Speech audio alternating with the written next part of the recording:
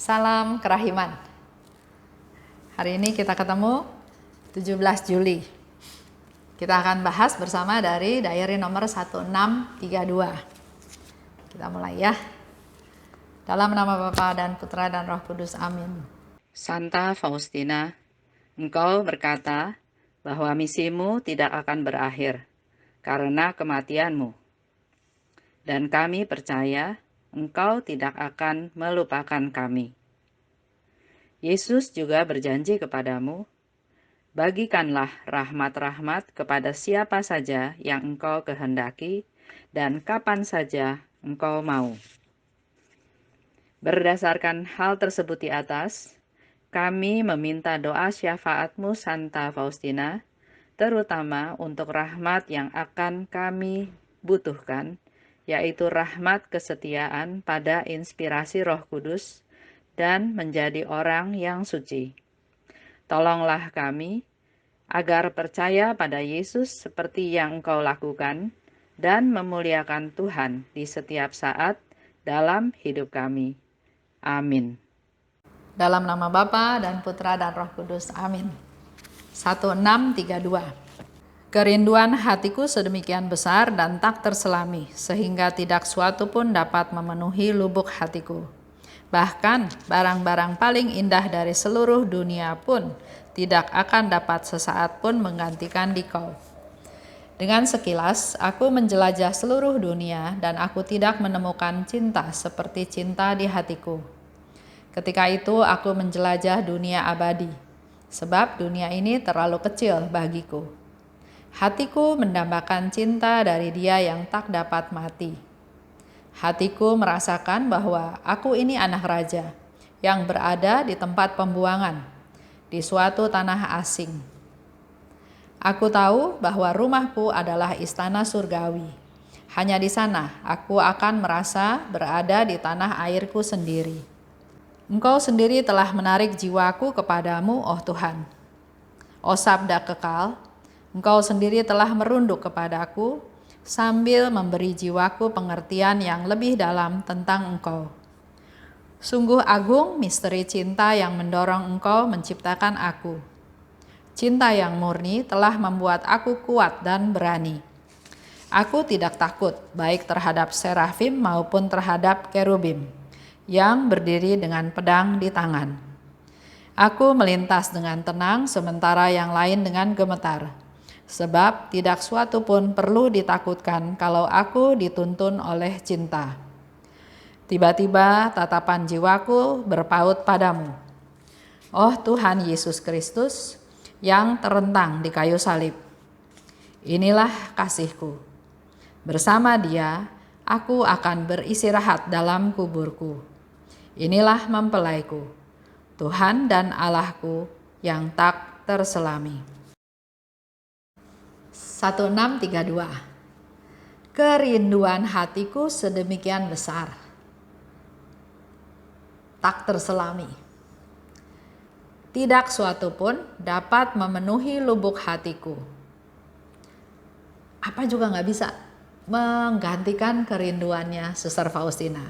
Di situ dikatakan termasuk barang-barang paling indah di dunia pun gak bisa menggantikan kerinduan Suster Faustina. Tidak dapat menggantikan engkau. Hatiku mendambakan cinta dari Dia yang tak dapat mati.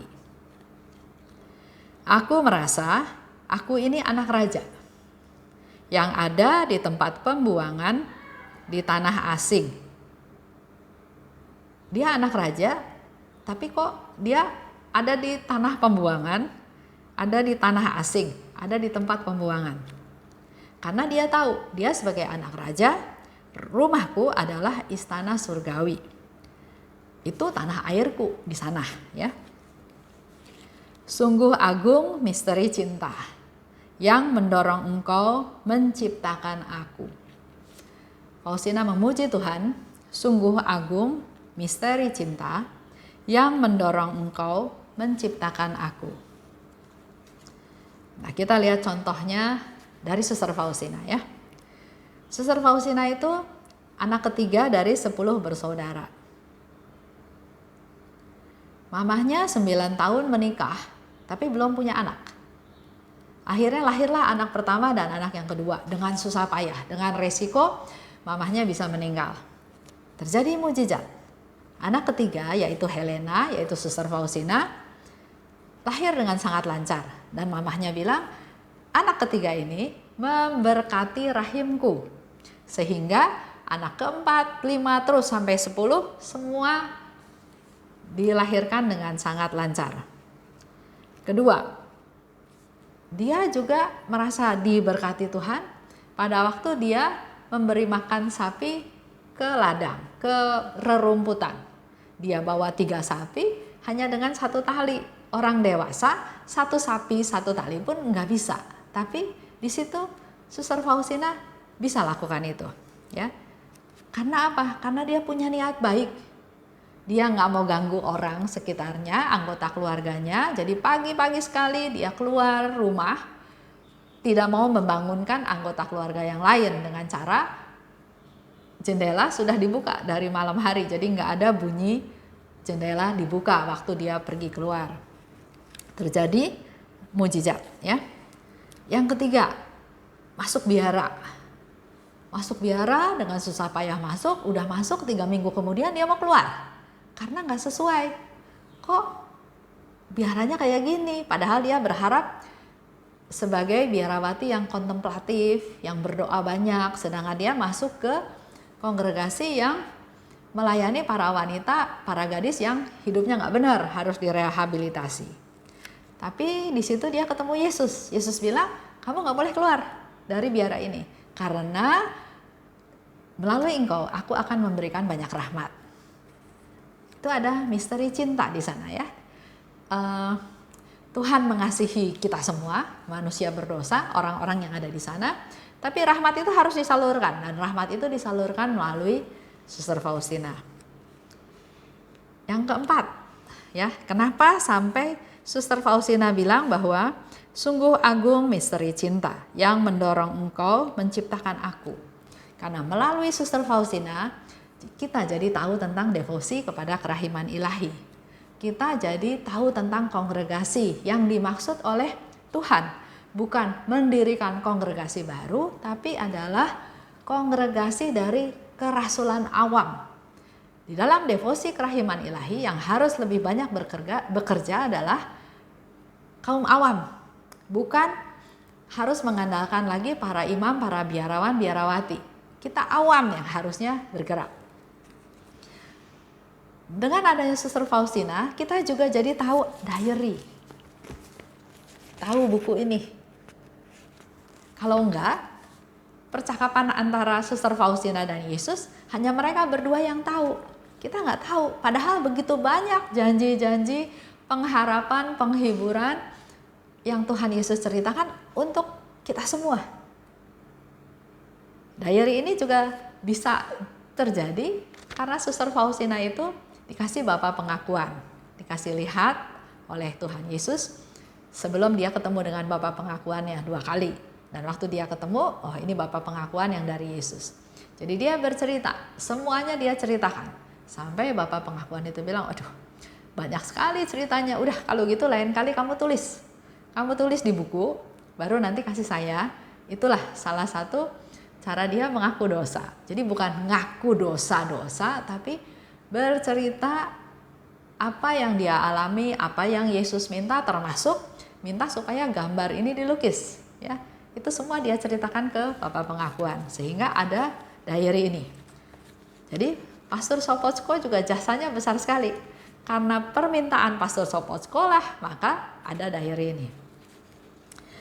Nah sekarang pertanyaannya adalah, bagaimana dengan kita? Bagaimana dengan saya, Bapak, dan Ibu? Apakah kita bersyukur karena Tuhan menciptakan kita? Itu refleksi ke diri kita masing-masing.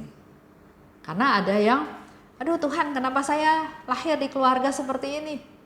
Keluarga broken home, keluarga miskin, yang susah hidupnya. Kok keluarga yang single parent? Atau ya banyak keluhan. Tapi mari kita belajar dari Suster Faustina. Dia juga hidup dari keluarga yang sangat miskin.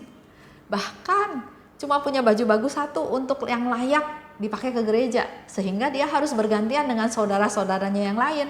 Akibatnya apa? Kalau nggak punya baju yang layak, dia nggak bisa ke gereja. Jadi miskin itu Suster Faustina juga alami. Tapi di sini dia katakan, sungguh agung misteri cinta. Karena dia sangat yakin dia diciptakan oleh Tuhan berdasarkan cintanya Tuhan. Yang mendorong engkau menciptakan aku. Tuhan juga menciptakan saya dengan misteri cinta. Saya sampai sekarang dengan iman yang jatuh bangun, tapi saya harus punya iman. Sama seperti yang Suster Faustina sudah ajarkan. Tidak ada sesuatu pun yang perlu ditakutkan kalau aku dituntun oleh cinta. Tuhan itu adalah kasih. Dan kalau kita dituntun oleh kasih, kita hidup berdasarkan kasih, kita dituntun oleh Tuhan. Dan artinya nggak ada yang perlu ditakutkan. Bersandar pada kasih, bersandar pada Tuhan. Lanjut ya.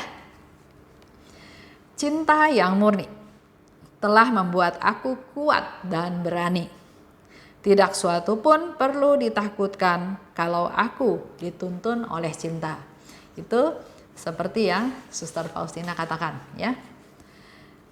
Tiba-tiba tatapan jiwaku berpaut padamu, oh Yesus yang terentang di kayu salib. Inilah kasihku. Bersama Dia aku akan istirahat dalam kuburku.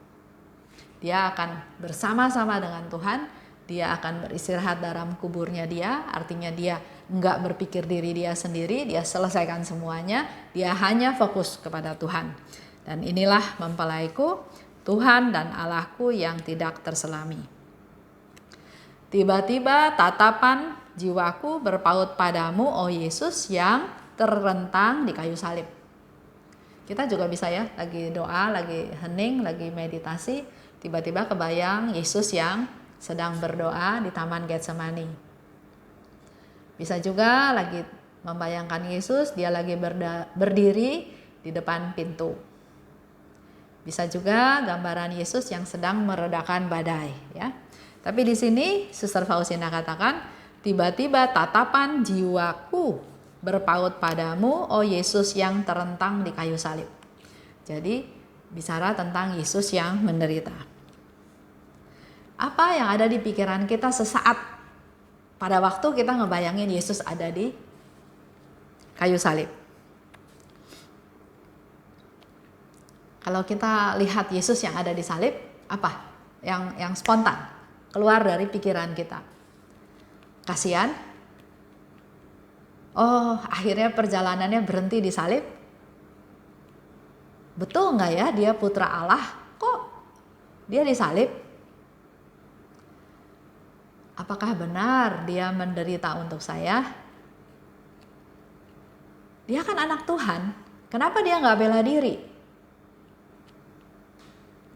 Mana tuh murid-muridnya yang setia? Satu juga nggak ada yang bela dia.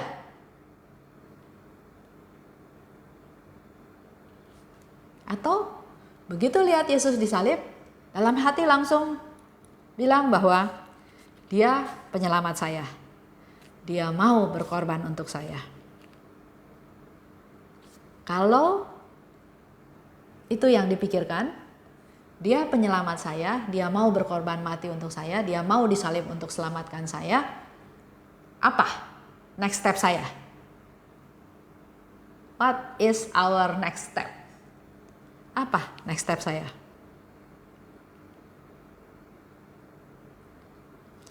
Kalau buat Faustina, inilah kasihku. Inilah mempelaiku. Ini menjadi renungan kita semua ya. Dengan melihat Yesus disalib, spontan apa yang keluar dari hati kita? Aduh, kasihan. Enggak, dia udah gak disalib sekarang. Atau apa?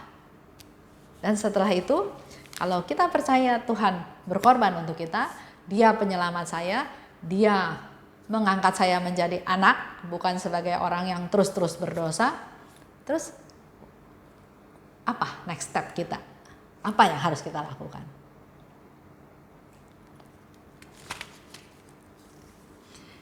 Itu ajakan saya hari ini.